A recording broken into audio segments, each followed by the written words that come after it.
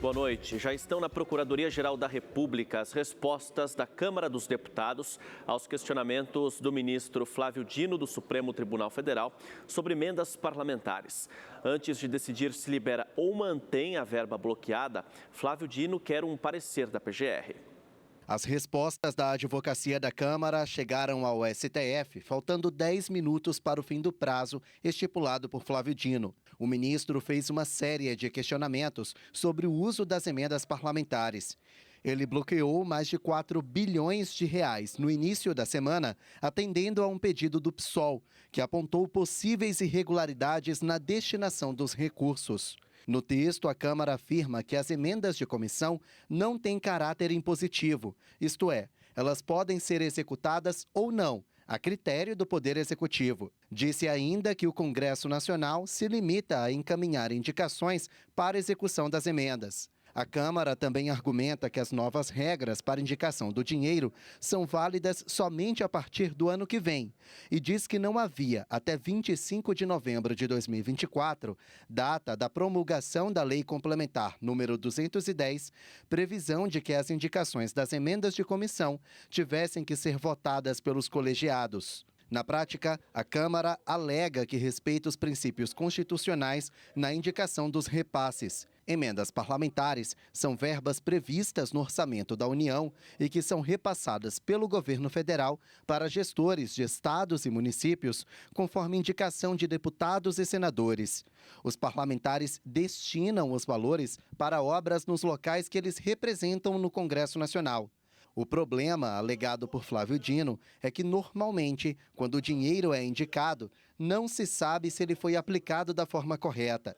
O ministro, então, suspendeu os repasses até que haja mais transparência.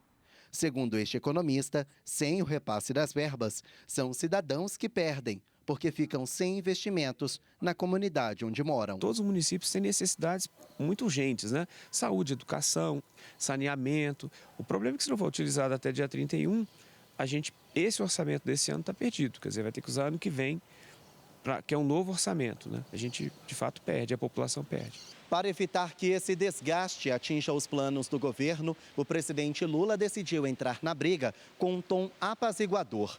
Lula se encontrou com Arthur Lira e com o deputado Hugo Mota, apontado como possível próximo presidente da Câmara. Ele também quer manter conversas com o ministro Flávio Dino. O objetivo é evitar que esse embate continue no ano que vem. O presidente Lula sancionou regras mais rígidas para o acesso ao benefício de prestação continuada, o BPC. Lula vetou um trecho que tinha sido proposto pelo próprio governo, mas que gerou polêmica durante a tramitação. O trecho excluía as deficiências leves da lista de pessoas elegíveis a receber o BPC. Entre as novas regras está a exigência de que pessoas com deficiência tenham renda de até 1/4 do salário mínimo para receber o benefício. O governo esperava poupar 2 bilhões de reais com as mudanças, mas não divulgou uma estimativa atualizada dessa economia após o veto do presidente. E o ministro Alexandre de Moraes, do Supremo Tribunal Federal, rejeitou o pedido de soltura do ex-deputado Daniel Silveira. Ao negar a soltura do ex-deputado, o ministro disse que somente absoluta má-fé ou lamentável desconhecimento da legislação podem justificar as alegações da defesa. A afirmação de Moraes é uma resposta aos advogados do parlamentar, que pediram a soltura com o argumento de que as regras da liberdade condicional não estavam claras. Daniel Silveira foi preso em abril de 2022 por atentar contra o Estado Democrático de Direito e foi posto em liberdade na semana passada ao cumprir 1/3 da pena. Mas foi preso novamente na véspera de Natal, após descumprir regras da liberdade condicional. Ele não pode sair aos fins de semana, mas a tornozeleira eletrônica apontou que o ex-deputado ficou fora de casa no domingo por mais de 10 horas. A defesa alegou que ele foi a um hospital. Acontece que a tornozeleira mostrou que Silveira passou por 9 locais diferentes em Petrópolis, no Rio de Janeiro, inclusive em um shopping center. Em Brasília, um homem em surto psicótico foi preso por ameaçar explodir prédios da Polícia Militar e da Polícia Federal. Segundo a polícia, o suspeito tem 41 anos, estava em um carro e disse aos policiais que escondia explosivos no veículo e que pretendia detonar prédios públicos. O local foi isolado. O grupo antibombas foi chamado e averigou que se tratava de uma falsa comunicação de bomba. O homem foi levado para uma delegacia da área central de Brasília.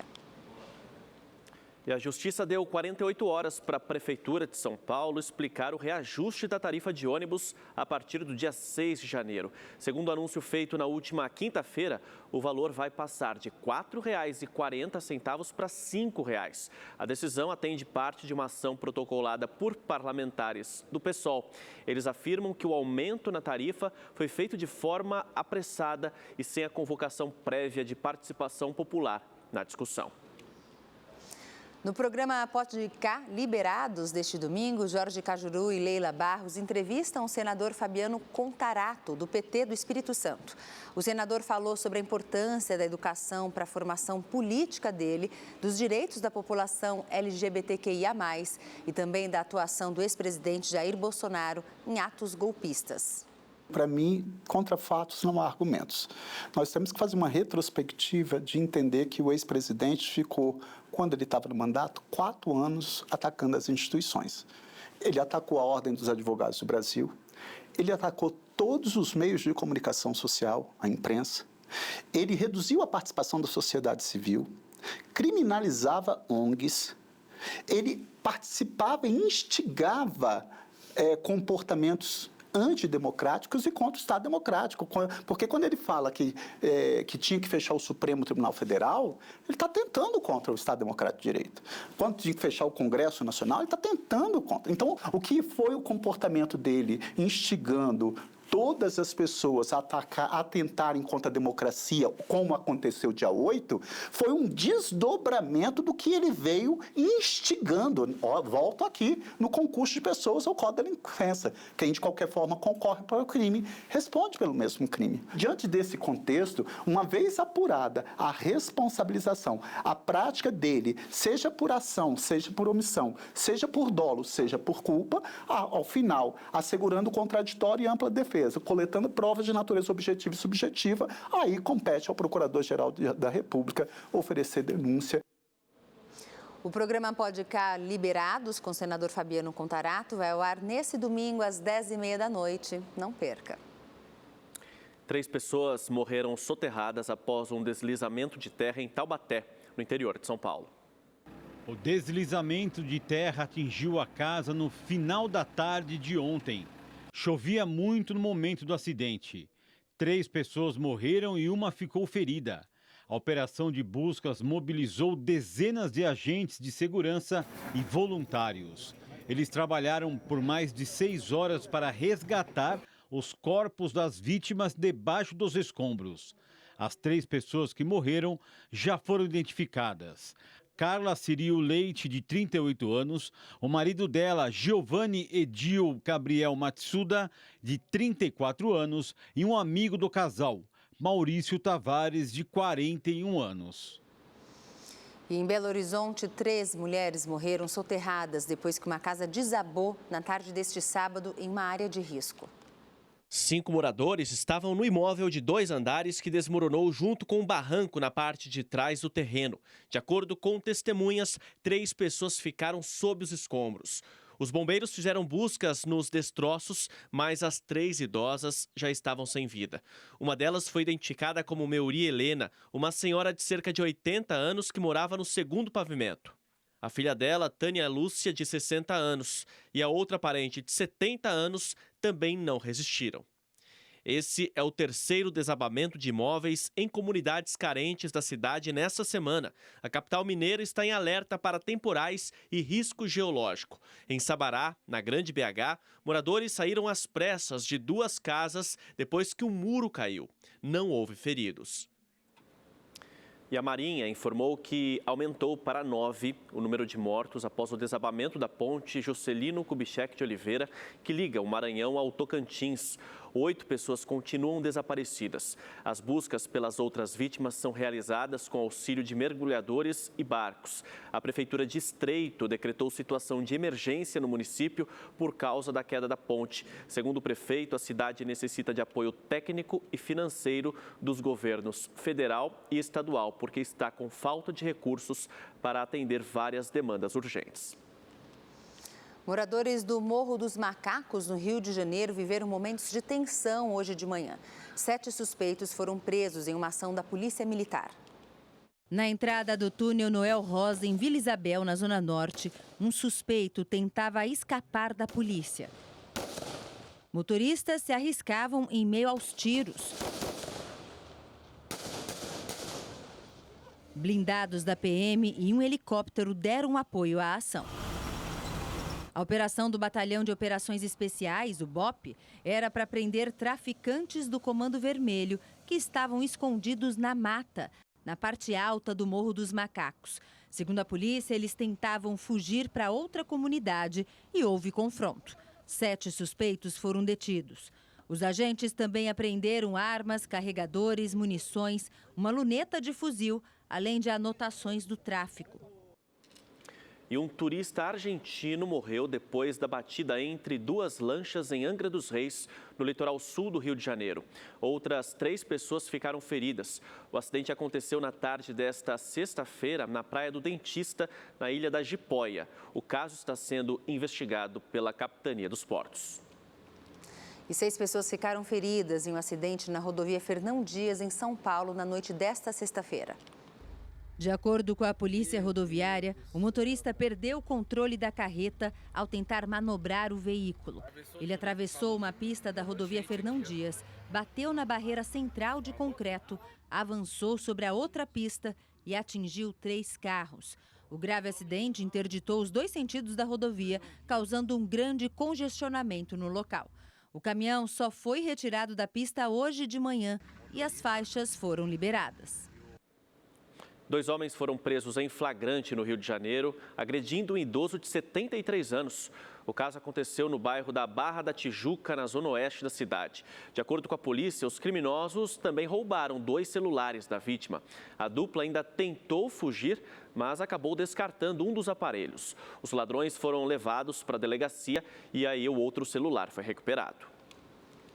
Na Bahia, a Polícia Civil apreendeu 239 mil unidades de fogos de artifício irregulares. O material clandestino estava fora da validade e sem especificações de segurança, como rótulo, data de fabricação e origem do produto. Ao todo, 13 estabelecimentos foram autuados no Recôncavo Baiano. Os fogos de artifício foram recolhidos para análise e os vendedores levados à delegacia. Eles vão responder por comércio impróprio para consumo. E o fim do ano é sempre uma época de celebração entre familiares e amigos. E é claro que nessas reuniões, os pets, nossos animaizinhos, também marcam a presença. Mas é preciso cuidados especiais com esses animais de estimação. As comidas típicas, por exemplo, elas não são indicadas. Além disso, os fogos de artifício representam um verdadeiro tormento para muitos bichinhos. Soltar fogos é sinal de festa e alegria para nós humanos, mas de sofrimento para muitos pets. E os fogos, né? Olha só o estado desse cachorrinho, gente. Acabou, não tem mais susto, não. Um show de luzes e cores, mas que vem acompanhado com um barulho que para os animais não é nada legal. Todo fim de ano, o Spike tem crises por causa dos fogos. Os tutores tentam amenizar o sofrimento. Ele fica com medo, né? Ele começa a latir, chora, né? Ele começa a andar para lá, para cá, a gente pega ele no colo. Os cães, os gatos, os pets, eles têm um espectro de audição muito maior. Então, qualquer barulho é muito estrondoso para eles. Isso pode causar uma descarga de adrenalina, que ele fica em pânico e ele tenta fugir, ou pode afetar o próprio coração e dar uma parada cardíaca. Em Cuiabá, o barulho da queima de fogos no Réveillon de 2024 levou o Theo, um shih tzu de 8 anos, ficar desorientado e cair da janela do 8º andar. A gente não tinha telinha ainda nas janelas e o Theo era um cachorro de porte pequeno. A gente nunca imaginou que ele iria conseguir abrir uma janela e pular. A gente pode tentar criar um ambiente tranquilizador para o animal. Então, pode colocar lençol em cima de uma mesa a ponto de tampar até o chão para que ele se sinta seguro, fazendo tipo uma cabaninha mesmo para ele poder se esconder. Colocar um som ambiente, uma música clássica que faça o som ambiente esteja ali e no momento de uma explosão ou outra não seja uma surpresa total. Ele pode até assustar, mas ele vai interpretar aquilo como parte da música e não vai ficar, né, muito assustado. E nessa época festiva, a fartura de comida também pode trazer sérios riscos para a saúde dos pets.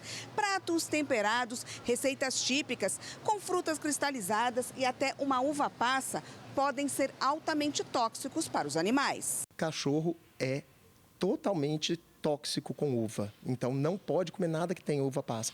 Então aquela farofa, aquele arroz com uva, jamais. Alho, cebola é muito tóxico, chocolate é muito tóxico. Então panetone de jeito nenhum, porque o panetone ou é chocolate ou tem uva passa. Nesse pet shop de Belo Horizonte, tudo é preparado pensando na saúde dos bichos de estimação. Para não deixar nenhum pet fora das festas, nesse kit tem cerveja, tira-gosto, prato principal e até sorvete e bala de goma de sobremesa. Tudo natural e feito artesanalmente. O nutrólogo de pet que faz esses alimentos. Como é um alimento próprio para o animal, é o ideal que ele tenha em casa para o animal também participar das festas de final de ano. O João e a Ricota provaram e aprovaram o banquete.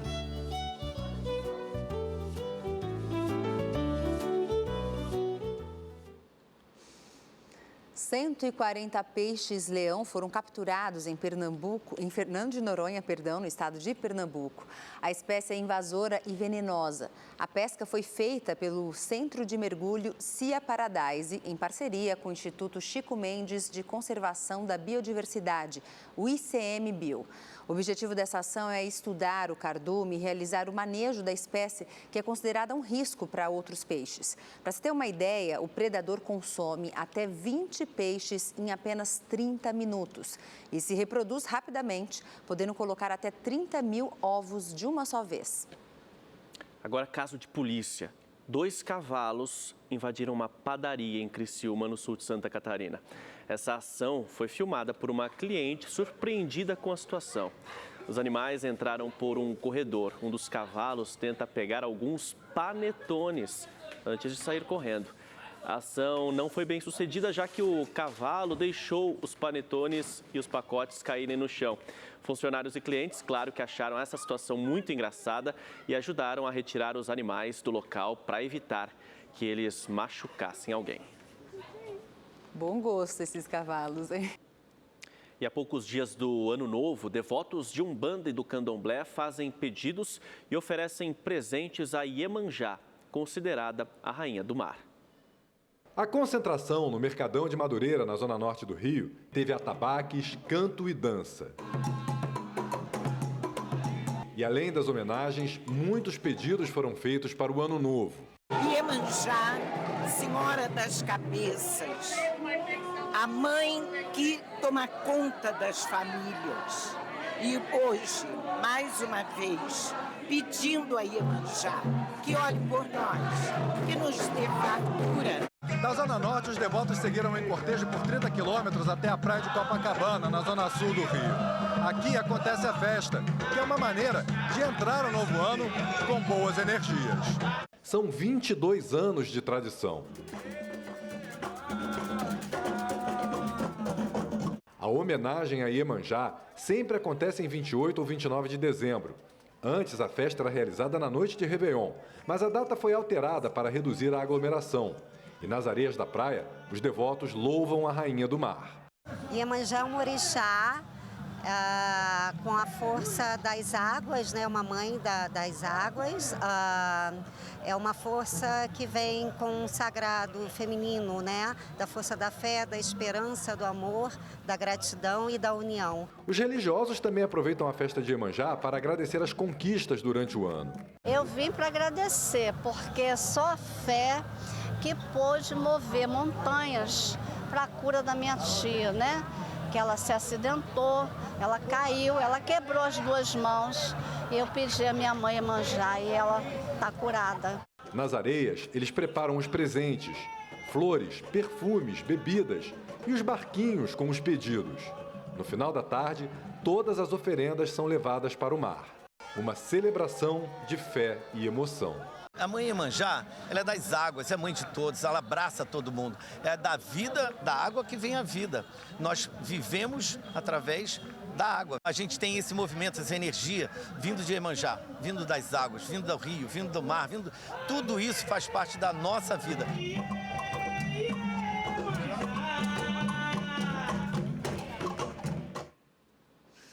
E com a chegada do verão, as praias e piscinas se tornam os destinos favoritos para curtir momentos de lazer. Mas é preciso cuidado com os afogamentos que ficam ainda mais frequentes nessa época do ano. Em Copacabana, no Rio de Janeiro, o Corpo de Bombeiros orienta os banhistas e já reforçou o efetivo de agentes na orla. Desde novembro, a gente já vem aumentando o efetivo e agora, até o fim do verão, de dezembro até o fim do verão, a gente vai ter mais de 30% de guarda-vidas que vão estar trabalhando ali, reforçando todo o efetivo nas praias do Rio. Em Fortaleza, terceiro destino mais procurado do Brasil pelos turistas nesta época do ano, as equipes de salvamento redobram a atenção. Bruno é turista de São Paulo e Regina de Manaus. Os dois garantem que tomam todos os cuidados. Os principais cuidados, que eu sempre tomo quando eu vou para a praia, principalmente quando eu bebo, Geralmente eu não costumo entrar no mar, quando eu estou bebendo. Hoje a gente veio para a praia, mas estava muito forte as ondas, a gente optou em vir para cá, para a piscina. Segundo a Sociedade Brasileira de Salvamento Aquático, 15 pessoas morrem por dia no país vítimas de afogamento. Mas os especialistas alertam que essas tragédias podem ser evitadas. Procurar entrar na água próximo ao posto de guarda-vidas, pois nele vai dar um profissional habilitado a indicar o local mais seguro e realizar um salvamento aquático se for necessário. O afogamento é a segunda causa de óbito entre crianças de 1 a 4 anos e a quarta entre pessoas de 5 a 24 anos. Marcelo é pai do Bernardo, de 11 anos. E mesmo o filho sabendo nadar, ele não relaxa nos cuidados. Se eu vou lá pro raciocínio, Bernardo, cuidado. Sempre ligado, junto com ele todo tempo. Larga não. E uma última notícia, um avião com 175 passageiros e 6 comissários de bordo saiu da pista e bateu em um muro de um aeroporto na Coreia do Sul. Agora há pouco, 23 mortes foram confirmadas até o momento. E o Rede TV News fica por aqui. Uma boa noite para você. Boa noite, até segunda.